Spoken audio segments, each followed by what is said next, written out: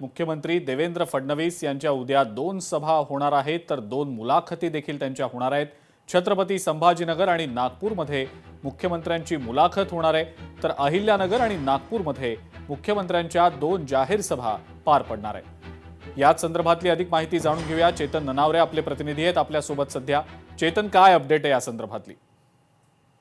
अजिंक्य, मुंबई महापालिकेसहित राज्यातील 29 महापालिकांसाठी आता हा प्रचाराचा धुरा आपण पाहतोय। शेवटचा आठवडा हा प्रचाराचा शिल्लक राहिलेला असताना आता देवेंद्र फडणवीस मुख्यमंत्री यांच्या प्रचाराचा धडाका कायम आहे आणि फक्त प्रचार सभांवर भर न देता वेगवेगळे सेलिब्रिटी असतील, वेगवेगळे लेखक विचारवंत असतील, त्यांच्या माध्यमातून मुलाखतींद्वारेही आपले विचार आहेत, आपले विजन आहे ते पोहोचवण्याचं काम आहे ते मुख्यमंत्री करताना पाहायला मिळत आहे।